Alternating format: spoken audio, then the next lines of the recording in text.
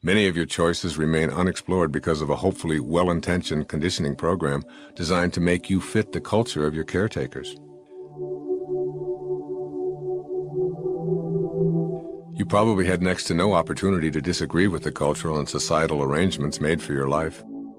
There may have been some adults who encouraged you to have an open mind, but if you're honest with yourself, you know that your philosophy of life, your religious beliefs, your manner of dress, and your language are a function of what your tribe and its heritage determined was right for you. If you made any fuss about going against this preordained conditioning, you probably heard even stronger voices insisting that you get back in line and do things the way we've always done them.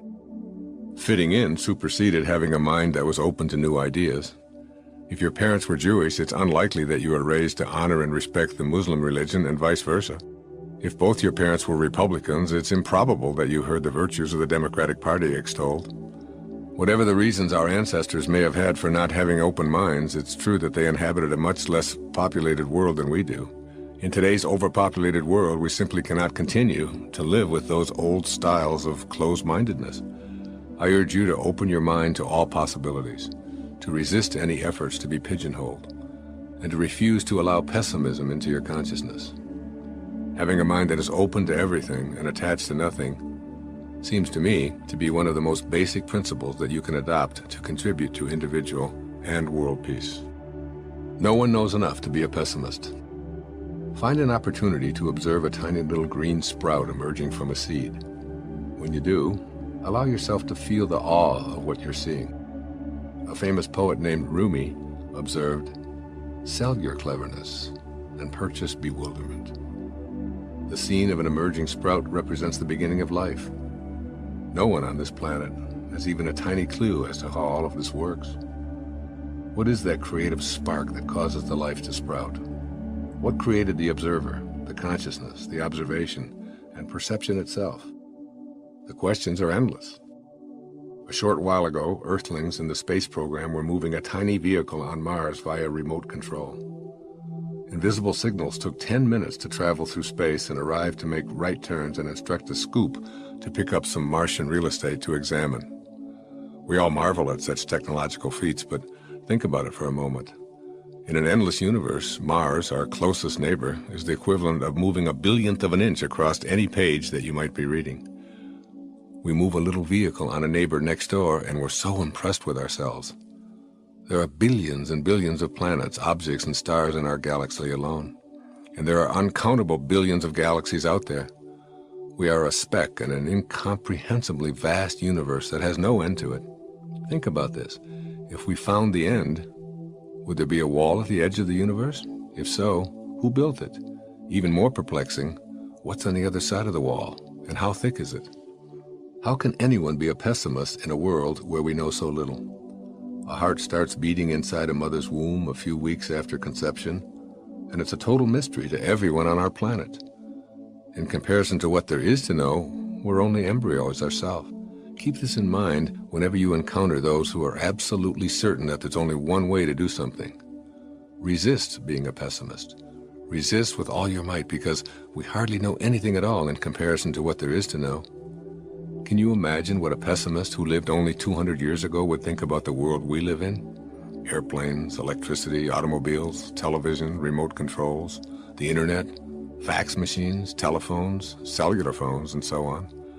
All because of that spark of open-mindedness that allowed progress, growth, and creativity to flourish. And what of the future and all of your tomorrows? Can you picture faxing yourself back to the 14th century? Flying without machines? Telepathically communicating, demolecularizing yourself and rearranging yourself on another galaxy, or cloning a sheep from a photograph of a sheep? An open mind allows you to explore and create and grow. A closed mind seals off any such creative explanation. Remember that progress would be impossible if we always did things the way we always have. The ability to participate in miracles, true miracles in your life, happens when you open your mind to your limitless potential. The miracle mindset. Refuse to allow yourself to have low expectations about what you're capable of creating. As Michelangelo suggested, the greater danger is not that your hopes are too high and you fail to reach them, it's that they're too low and you do. Have within you an imaginary candle flame that burns brightly regardless of what goes before you. Let this inner flame represent for you the idea that you're capable of manifesting miracles in your life. In every single case of a person experiencing a spontaneous healing or overcoming something that was considered to be impossible, the individual went through a complete reversal of personality. They actually rewrote their own agreement with reality. To experience godlike spontaneous miracles, you must have a sense of yourself as godlike. The scriptures say, with God, all things are possible. Now tell me, what does that leave out? A mind that's open to everything means being peaceful, radiating love, practicing forgiveness, being generous, respecting all life, and most important, visualizing yourself as capable of doing anything that you can conceive of in your mind and in your heart. Whatever universal law that has ever been utilized to manifest a miracle anywhere, anytime, and in any person, it's still on the books. It's never been repealed, and it never will be. You possess the same energy, the same God consciousness to be a miracle worker, but only if you truly believe and know it within yourself. Understand that what you think about expands. As a man thinketh, so is he. If your thoughts are filled with doubt and you have a closed mind, you will, of necessity, act upon those closed-minded doubts, and you'll see evidence of your thinking virtually everywhere you are. On the other hand, should you decide, and make no mistake about this, it is a choice, to have a mind that's open to everything, then you'll act upon that inner energy, and you'll be the creator as well as the recipient of miracles wherever you are. You'll experience what Walt Whitman meant when he wrote, "To me, every cubic inch of space is a miracle." What being open to everything means. Everything means just what it says, no exceptions. When someone suggests something to you that conflicts with your conditioning, rather than responding with, "That's ridiculous, we all know that's impossible," say instead, "I've never considered that before, I'll think about it." Open yourself up to the spiritual ideas of all people and listen with an open mind to crazy schemes and ideas that at first seem to be outrageous.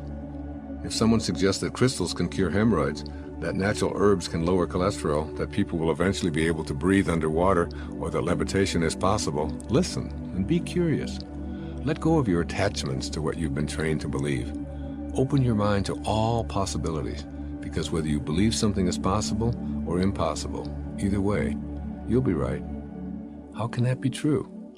Your agreement with reality and all that's possible determines what you'll become.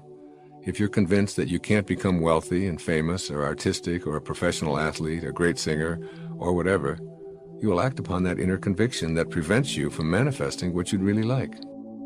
All that you'll get from your effort is being right. When you need to be right, you're attached to your conditioned reflex of the way things are and always have been, and you assume they always will be. Releasing your attachments. The first secret has two components. One, a mind that is open to everything, and two, a mind that is attached to nothing. Your attachments are the source of all your problems. The need to be right, to possess someone or something, to win at all costs, to be viewed by others as superior. These are all attachments. The open mind resists these attachments and consequently experiences inner peace and success. To release attachments, you have to make a shift in how you view yourself. If your primary identification is with your body and your possessions, your ego is the dominant force in your life. If you can tame your ego sufficiently, you'll call upon your spirit to be the guiding force in your life. As a spiritual being, you can observe your body and be a compassionate witness to your existence. Your spiritual aspect sees the folly of attachments because your spiritual self is an infinite soul. Nothing can make you happy or successful. These are inner constructs that you bring to your world rather than what you receive from it. If you think peaceful thoughts, you'll feel peaceful emotions, and that's what you'll bring to every life situation. If you're attached to being right or absolutely need something in order to be at peace or to be successful, you'll live a life of striving, yet never arriving. It's possible to have a burning desire, yet not have attachments. You can have an inner vision of what you intend to manifest and still detach yourself from the outcome. How? Consider this observation in A Course in Miracles. Infinite patience produces immediate results.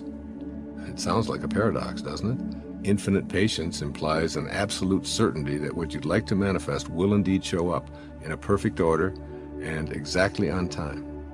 The immediate result you receive from this inner knowing is a sense of peace. When you detach from the outcome, you're at peace, and you'll ultimately see the fruits of your convictions. Suppose you had a choice between two magic wands. With wand A, you can have any physical thing you desire by simply waving it. With wand B, you can have a sense of peace for the rest of your life, regardless of what circumstances arise. Which one would you pick? A guarantee of stuff or inner peace for the remainder of your life?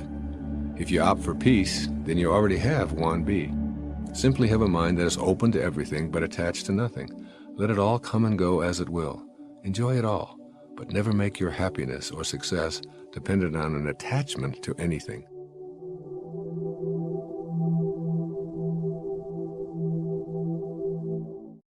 People will say to me over and over and over again, I understand what you're saying. It makes a lot of sense.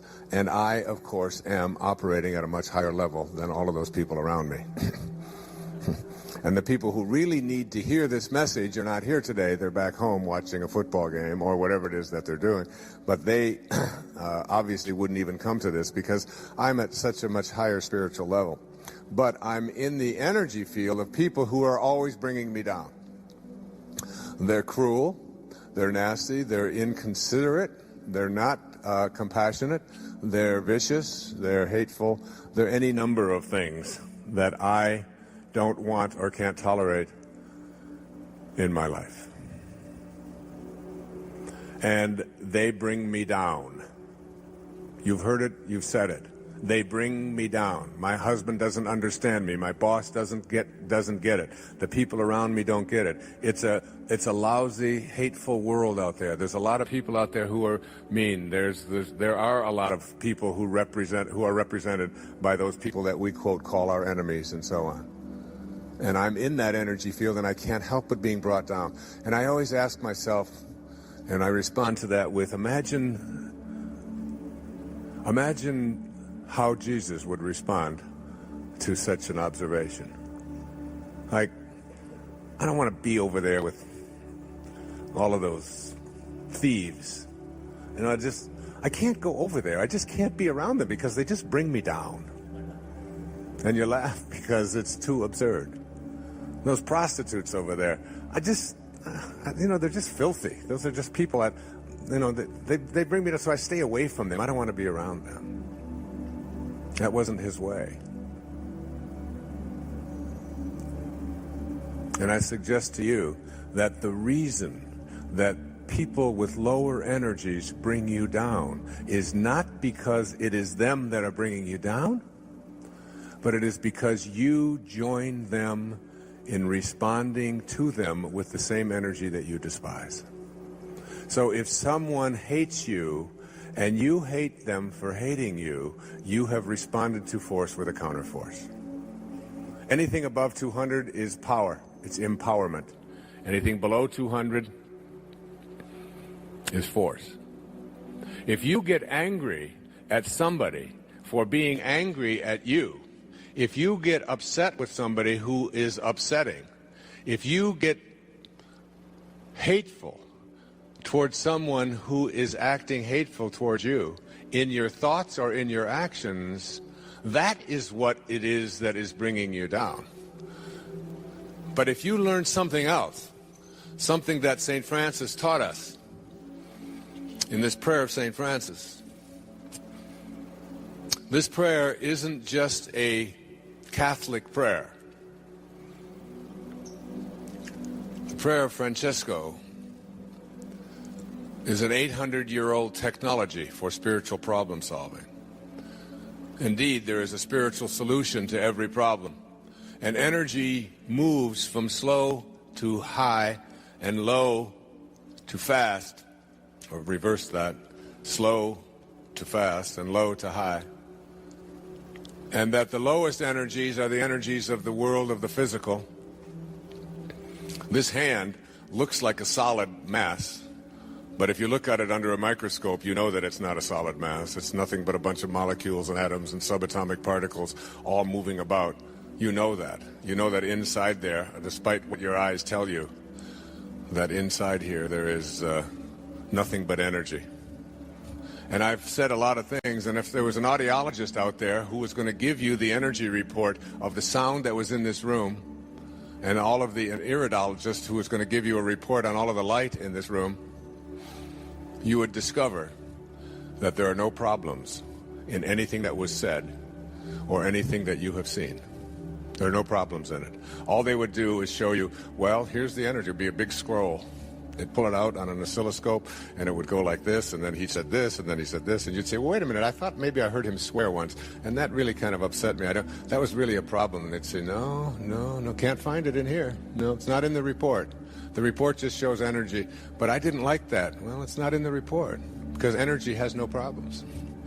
It's only when we take it in and process it that it becomes a problem for us. There's no problems out there.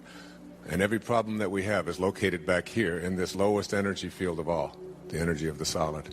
And then we move up from the energy of light to the energy of sound, or of thoughts.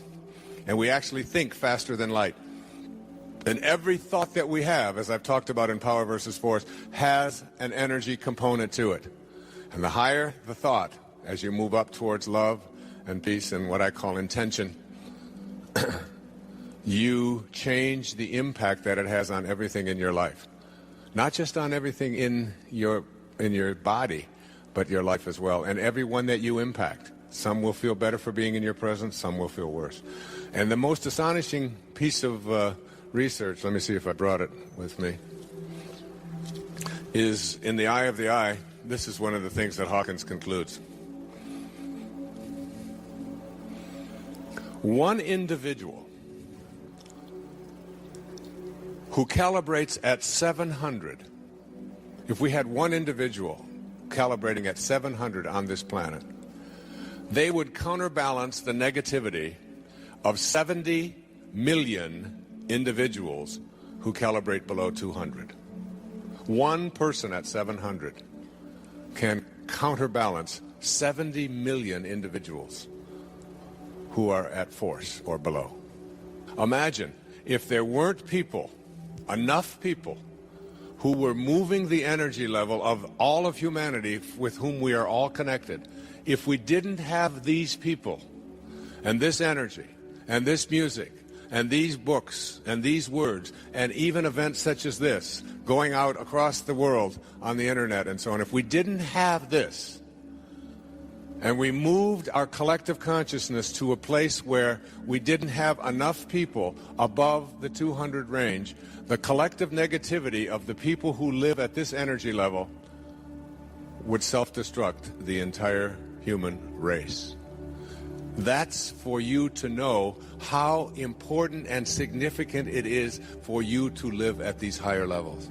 And what did Francesco, and when I wrote Spiritual Solution to Every Problem, this photograph, which calibrates just a little bit under 600, which means that carrying the energy, if you look at the last 3 books of mine that have been written, this one, A Spiritual Solution to Every Problem, the 10 Secrets book, and the Getting in the Gap, notice the design, notice the feel, notice the photos, notice the drawings, notice the way that it feels in your hand, because everything has an energy. And we can design books, and we can design to understand. When Linda held the CD next to her of Sky's Music, and then she held the aspartame, one of them made her go strong and one of them made her go weak. Everything has an energy. And when Nisargadatta said to me, you don't have to read this book, he said, this was in 1982, he said, just carry it with you. It was called I Am That. Just carry it with you, and the energy from the words that you carry with you will impact those around you. I said, this is just a crazy old fart. What could he be talking about? And some of you are probably thinking that about me today. How could a person say that just carrying something around could impact? And then I began to see the research, and Power versus Force came into my life, and Dr. Hawkins, and I began to see that I can make an impact and a difference just simply by the things that I carry around with me, what I wear, how I speak, what I listen to. I can carry something around. This photograph was taken in Assisi after I carried a young man named John Grable up the steps of this castle, and he had muscular dystrophy. And we were going up the steps, and suddenly, as I had him, he said, I can't go any further, because he walked like this. He had these huge braces, 20-pound braces on his legs, and he had to do this in order to get up each step. And then he had to take this one and go up the step. But this had a circular staircase in it, and it started to narrow, and he couldn't get his leg out any further. He could only go like this far. And he said, Wayne, he said, I can't go up any higher. I can't. And there was a line of people below us. And I said, John, all you have to do is put your arms around my back, and I'll carry you up the steps. And he weighed about 200 and some pounds with his braces. 6'1" man, 22 years old. And he got on my back, and I started carrying him up the steps, and then I remembered a couple of things. First, I remembered that I was 60 years old. And the second thing I had forgotten was that I had had a very serious knee injury. And I had been told that it was pretty seriously injured. I might even have to have surgery on it, possibility of replacement, all of that kind of stuff. And I couldn't even play tennis or run without a brace on it for the previous several years. And as I got about 4 or 5 steps up up that castle, suddenly my leg just started to buckle. And I realized that we were going to collapse, and I could see the headlines in the Assisi Daily News. You know, Guru collapses, and 2,000 people are all tumbling down this. And suddenly, the night before, I'd given a lecture on Francesco, and I had talked about his biographer, Nikos Kazantzakis, who had called him the last Christian, and what his calibration level was. I had been talking about that. And I saw St. Francis. I saw him standing right there before me. And it was a transformation in my life. And my leg righted itself, and I stood up, and I started walking up those 3 flights of stairs. And suddenly I realized that my knee didn't hurt at all. And I started not just walking, but I started to run up the steps with this 200-pound man on my back at the age of 60. And I ran all the way up to the top, and my wife was up there at the top, and another 25 or 30 people who were there to see the place where St. Clair the last place where she had, before she had died. She was the first woman admitted into the Franciscan order by Francesco. And I saw, and I got to the top, and she said to me, my wife said to me, she said, what are you doing? She said, you ran up those steps. You're not even out of breath. Everybody else is trying to catch their breath from walking, and you ran up here with John on your back? That's not possible. And I went out, and I walked over to that ledge, and I put my hands together, and I was giving thanks in that moment. And someone on a trip snapped that photograph, and we made it the cover, and it was calibrated at such a high level. And to this day, that was almost 3 years ago. That was on the feast day of St. Francis, the 4th of October. I play tennis on this. I run on this knee. I haven't worn a brace since. I can dance on it. I could just, it's like the knee has been totally complete. No man who is occupied in doing a very difficult thing and doing it very well ever loses his self-respect. As soon as you trust yourself, you will know how to live. You can't give away what you don't have. Of course you can't give away what you don't have. That seems so obvious that you may be wondering why I would make it one of my 10 secrets for success and inner peace. It's because I found that most people who don't enjoy inner peace and success in their lives have failed to master this simple truth. Think of the people you know who give love in response to negative energy that's directed their way. There aren't very many people who respond lovingly in that situation. The ones who do are able to do so because they have love to give away. They know that it's impossible to give away what they don't have, and they've gone that extra mile to acquire what it is that they want to both attract and give away. If love and joy are what you want to give and receive, then remember that you can't give away what you don't have, but you can change your life by changing what's inside, if you're willing to go that extra mile. Changing what's inside. Consider the following concept of your inner reality. Your thoughts create your reality because your thoughts determine how you respond to situations in your daily life. Those responses are the energy you have inside of you to give away. If you feel anger, it's because you have anger energy in your body. Like everything in our universe, your thoughts are a form of energy. Everything that you feel and experience is the result of what I call attractor energies. This means that you get back what you put out into the world. Thus, what you've attracted to you is what you have to give away to others. Low energy attracts low energy. Some of the low energy thoughts are anger, hate, shame, guilt, fear. Not only do they weaken you, but they attract more of the same. By changing your inner thoughts to the higher frequencies of love, harmony, kindness, peace, and joy, you'll attract more of the same, and you'll have those higher energies to give away. These higher and faster frequencies that empower you will automatically nullify and dissipate the lower energies in the same way that the presence of light makes darkness disappear. Loving and respecting yourself. By becoming more loving toward yourself, you will attract more of the higher, faster energies and begin to change what's inside you. In your thoughts, cultivate an inner voice and attitude that's 100% of the time for you. Imagine an aspect of yourself that only supports and loves you. You might schedule a certain time of the day when that's the only thought that you allow yourself to pay attention to. Gradually, this attitude will extend to other people, even if you can only do it for a minute or two. You'll begin to receive this energy back and ultimately be able to send thoughts of love and joy to everyone and everything in your world. Notice when your thoughts drift into the lower energy of ridicule or hate or guilt, and change the thought at the very moment if it's at all possible. If you're unable to change the thought, then at least love yourself for what you did do, that is, for noticing.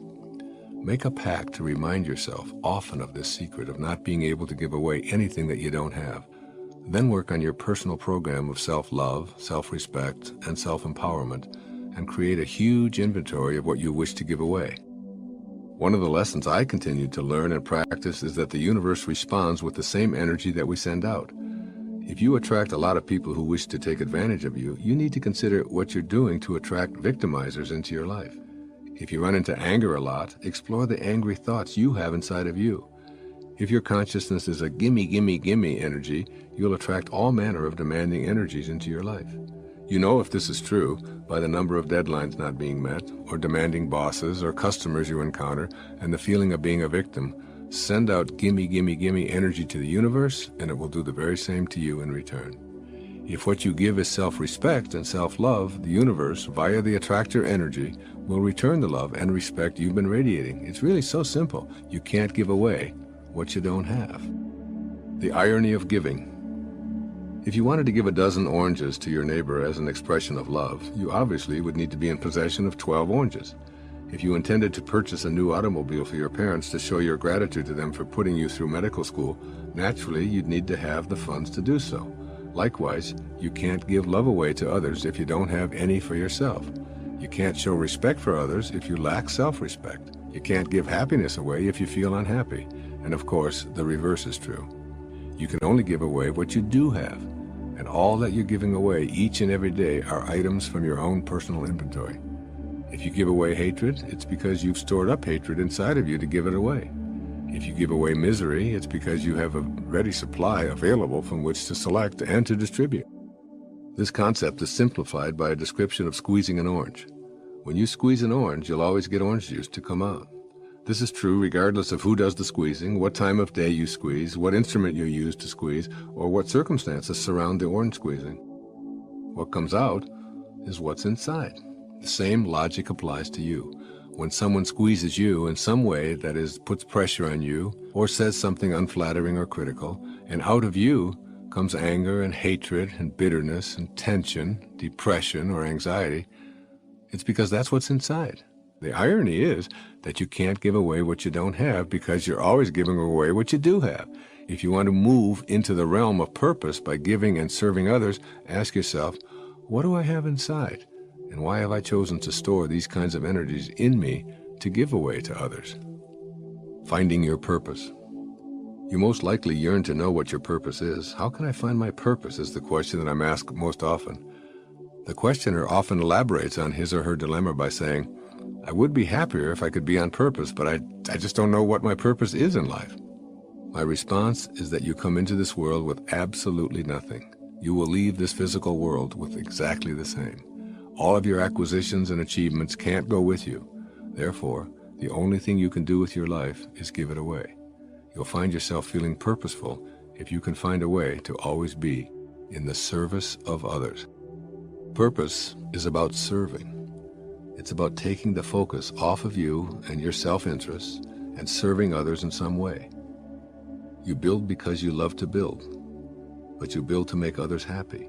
You design because your heart directs you to, but those designs are in the service of others. You write because you love to express yourself in words, but those words will help and inspire readers. If you don't yet know what your purpose is, you'll continue to seek it throughout the various stages of your life. There are many different models that describe the stages of life. Here I'm using the 4 archetypal stages of athlete, warrior, statesman, and spirit to briefly show what your purpose is in each stage. In the athlete archetype, the focus is exclusively on the physical body and how it looks and performs. The warrior archetype wants to compete, defeat, and collect the rewards. The statesman archetype emphasizes fulfilling the desires of others by asking, "How may I serve?" At the final stage, and the highest that we know, is the archetype of spirit. At this stage, you realize what is meant by being in this world, but not of this world. The spirit part of you knows that neither the body nor this world is its exclusive domicile. This spirit archetype invites you to minimize your material world concerns and to put more of your energy into the essence of life, which is love and service. As you progress through these 4 archetypes, you'll find yourself thinking less and less of your own self-interest and more about how you can make the world a better place for all. In this way, you discover a great truth. The more you chase after your own goals and pursue your self-interests, the more these aims will elude you. But when you turn your thoughts and then your activities, regardless of what they are, to serving others, those things that you used to chase after will begin to follow you wherever you go. When you get yourself out of the picture completely, the forces of the universe will seem to conspire to provide all that you previously sought for yourself. And then, because you're not attached to them any longer, they'll flow in and out of your life freely. In essence, I'm urging you to stop taking your life so personally. You can end any and all suffering by reminding yourself that nothing in the universe is personal. Of course, you've been taught to take life very personally, but this is an illusion. Tame your ego and absolutely free yourself from ever taking anything personally. Keep these thoughts in mind, particularly when you feel lost or unsure of your purpose. My purpose is about giving. I'll direct my thoughts off of me and spend the next few hours looking for a way to be of service to anyone or any creature on our endangered planet. This will bring you back to a realization that it doesn't matter what you do as long as you're able to give.